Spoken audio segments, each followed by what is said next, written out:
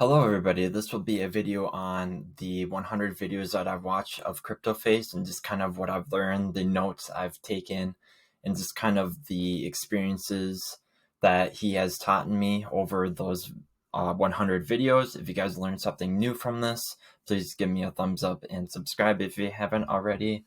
And a big shout out to Mobu CBK1228 for helping me out with this video. And so one of the first things cryptoface has really taught me was if you go to, per se, a good time frame of interpreting the momentum waves would be like the half an hour time frame. As you can see, the overall trend as prices kind of coming up higher and our momentum waves are coming down lower is that this means that the trend seems to be overbought and there needs to be a correction. If you're just looking at the momentum waves, you can just kind of see and get a feel of where the market is heading. So as you can see, as price does come down, the momentum waves just kind of come down with it.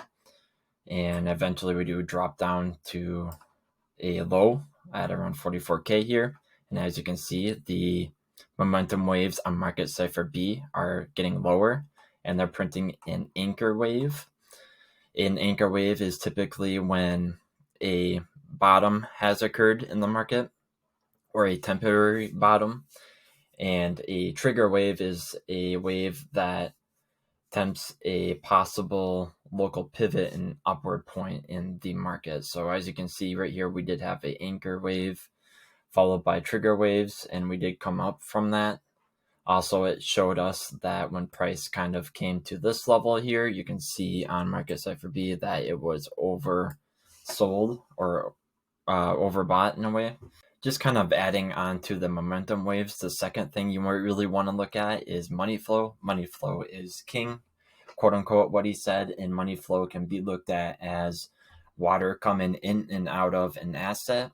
As money flow or water you add to an asset, the price will increase. And if you take that water or money flow out of the asset, the price will decrease. So as you can see, just looking at the money flow, my money flow is kind of different colors, but should get the point. You can see that as money flow is coming up on the half an hour time frame, price is also pumping up. And as money flow is generally coming down, price is generally coming down along with it. Building off of the momentum waves and the money flow idea, you generally want to see money flow just kind of getting kind of thick on the half an hour time frame. And then you just kind of want to see it kind of curving up, and you kind of want to predict where the market is heading. He likes to draw trend lines and just kind of use that trend line based off of momentum and just kind of where price is heading. So he drew a trend line based off the momentum waves and just kind of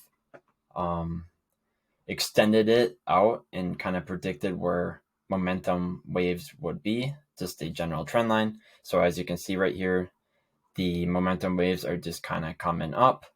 Money flow is making this nice curvature and is coming up along with the momentum waves.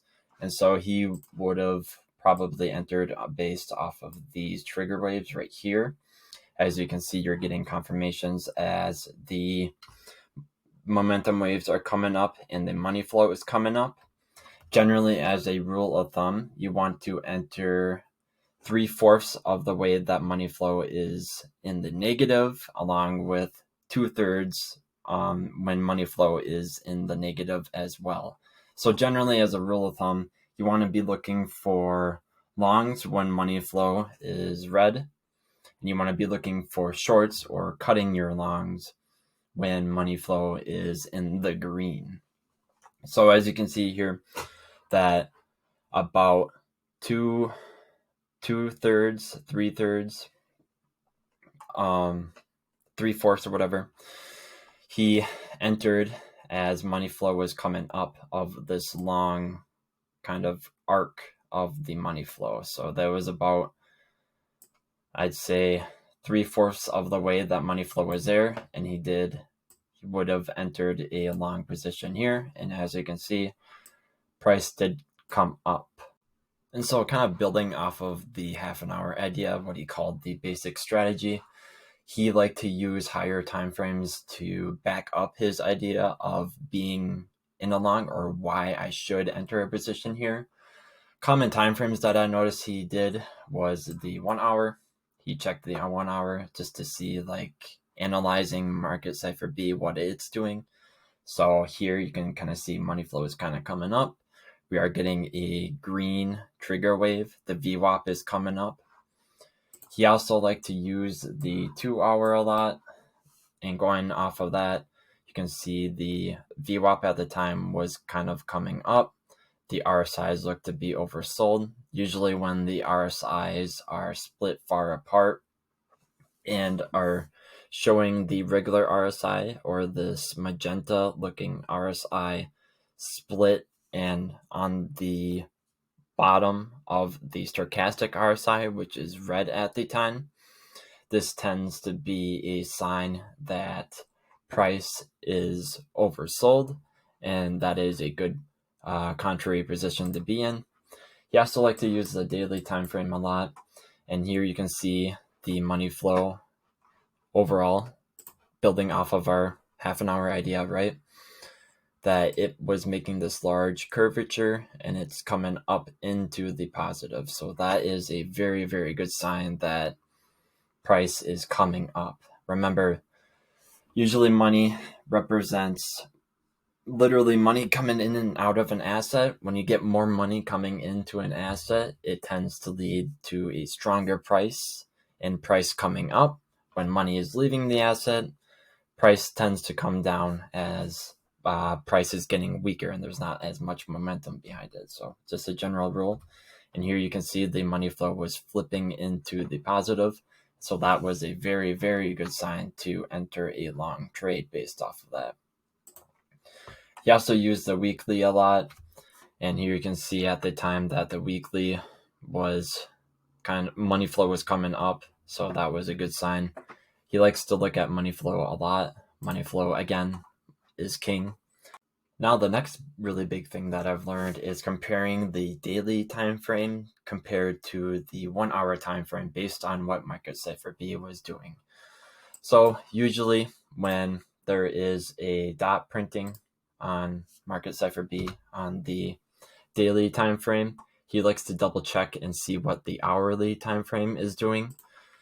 The 1 hour, in this case, we will only be looking at, well, I guess we're just looking at market cipher B and showing what it's doing in accordance to the daily time frame, and see if the daily is actually providing a good signal or not, I guess. So with this, usually when the RSIs are split very far apart on a daily green dot or red dot, it tends to be a weaker move. So let me explain a good example. Usually if we get a green dot printing on the daily time frame and the 1 hour is showing the RSIs to be split apart, showing to be oversold, like so, it tends to be a weaker signal of the daily time frame, and that price will just kind of go sideways for a while. Another big thing that I learned too is just looking at the anchor waves on market cipher B. A good time frame kind of for this is the 1 hour. I noticed this happens quite a lot, but I guess the higher the time frame that this occurs on, the better.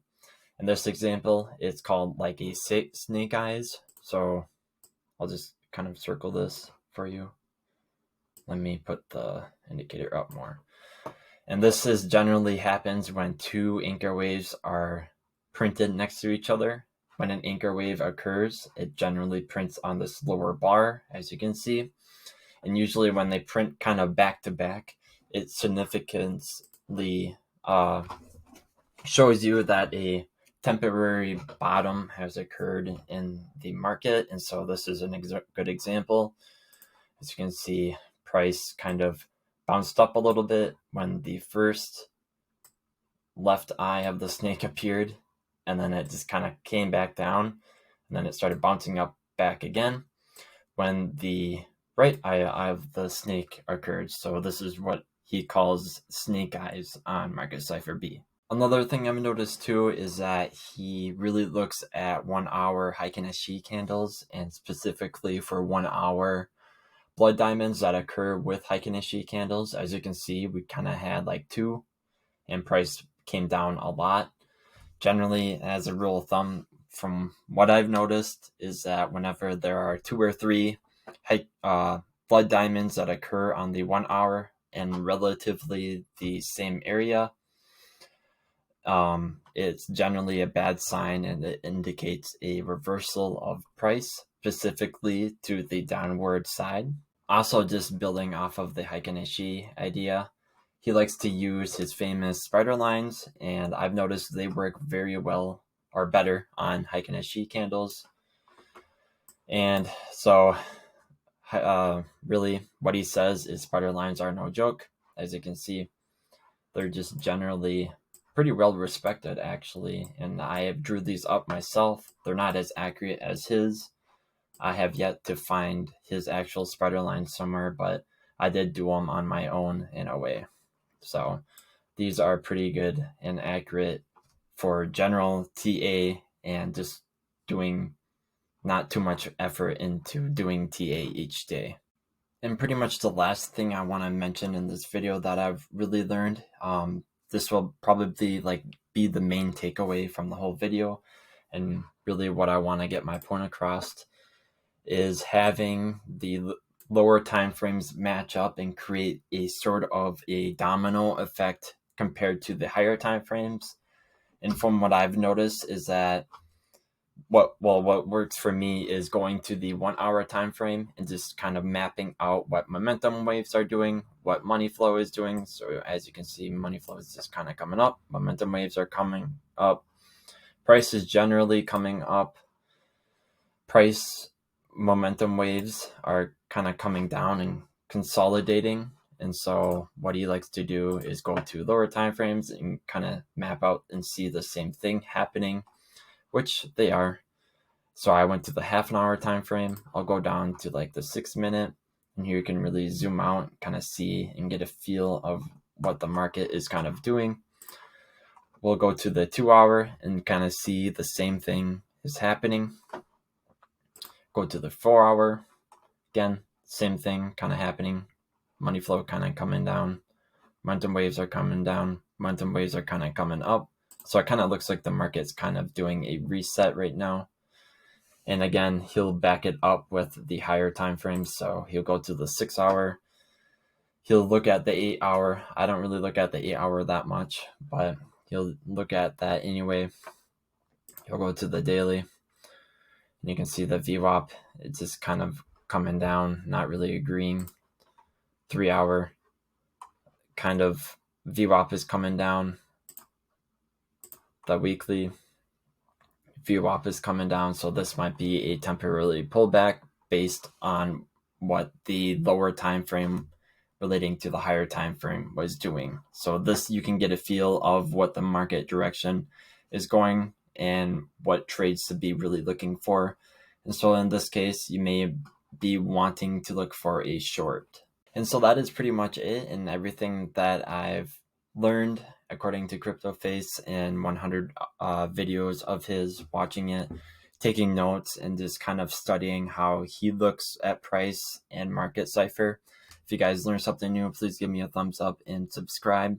Plus, I'll leave a link to a free Discord where I post all my trades along with other traders posting their trade ideas. Thanks. Bye.